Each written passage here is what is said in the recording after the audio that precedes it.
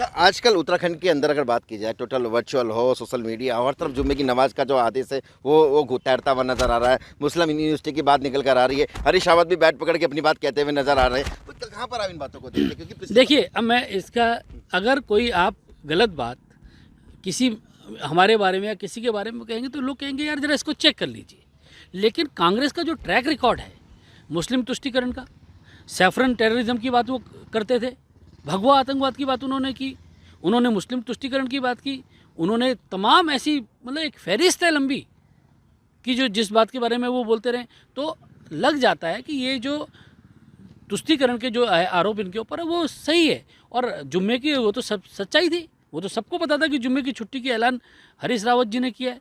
और हरीश रावत जी की उस वक्त की सरकार, जरूर जनता तोलेगी ना हमारी सरकार को और हरीश रावत जी की सरकार को, किस प्रकार के काम होते थे उस वक्त, किस तरह का तुष्टीकरण होता था। हरीश रावत जी एक ही जगह पे जाते थे, एक ही धर्मस्थल पे जाते थे।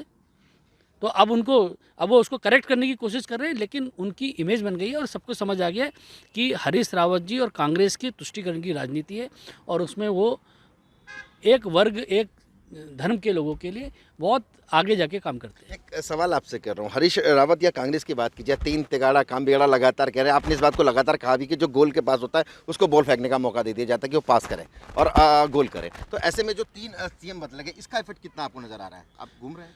देखिए, एक बात सुनिए, कहीं उत्तराखंड के विकास में कहीं बाधा आई हो?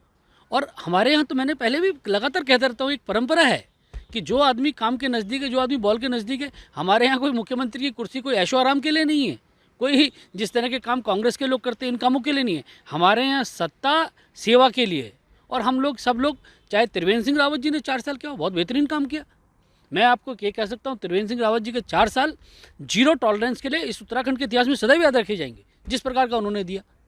और धामी जी ने जिस तरह से उत्तराखंड के लिए, भाई एक युवा मुख्यमंत्री की जरूरत है इस वक्त, धामी जी का जिस तरह का ऊर्जा उनके अंदर है, जिस तरह से धामी जी लगातार पहाड़ पे घूम रहे हैं और उत्तराखंड की जनता ने स्वीकार किया है धामी जी को, उनको लगता है कि अब ये पुष्कर सिंह धामी जो है इस राज्य को आगे ले जाने में, आने वाले आगे जो हमारा अगला टर्म आएगा उसमें भी मदद करेंगे। तो निश्चित तौर पे पुष्कर सिंह धामी जी के प्रति भी एक पूरे वातावरण है पूरे उत्तराखंड के अंदर, उनका युवा और ऊर्जावान नेतृत्व के प्रति भी है। और साथ में हम सब लोग मिलके उत्तराखंड को अगला 5 साल, जिस प्रकार से मोदी जी ने कहा कि अगला जो दशक है उत्तराखंड का होगा, हम अगले 5 साल ऐसा कार्य करेंगे कि जो पूरा दशक है वो उत्तराखंड का हो और पूरे देश के अंदर उत्तराखंड एक अच्छा और सबसे ज़्यादा प्रगतिशील राज्य हो, ये बात है। युवा आप हैं, युवा पुष्कर सिंह धामी है, युवा उत्तराखंड का वोटर है, युवा उत्तराखंड की आधी आबादी है, ये युवाओं का वोट किस ओर जा रहा है?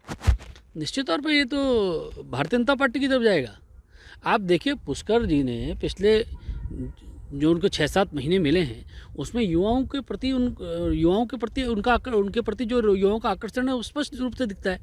साफ दिखता है कि पुष्कर सिंह धामी युवा हैं, युवाओं के दर्द को समझते हैं, युवाओं के रोजगार की समस्याओं को समझते हैं और इस पर आगे वो काम भी कर रहे हैं और हम लोग आगे भी काम करेंगे। पीएम मोदी की वर्चुअल रैली अब उत्तराखंड में ताबड़तोड़ होने जा रही है 5 लोकसभाओं में, कितना इम्पैक्ट रहने वाला है, कितना महत्वपूर्ण सर? देखिए, एक विशेष परिस्थिति पैदा हुई है देश के अंदर, पूरे विश्व के अंदर, बल्कि कोविड के कारण। कोविड के कारण बहुत सारी रिस्ट्रिक्शंस है और उन रिस्ट्रिक्शंस के कारण ज़रूर हमको एक नई टेक्नोलॉजी, वर्चुअल रैलीज़ में हम लोग आए हैं और हमारा जो काडर है वो पन्ना प्रमुख तक का काडर है, पन्ना तक हम लोगों का है।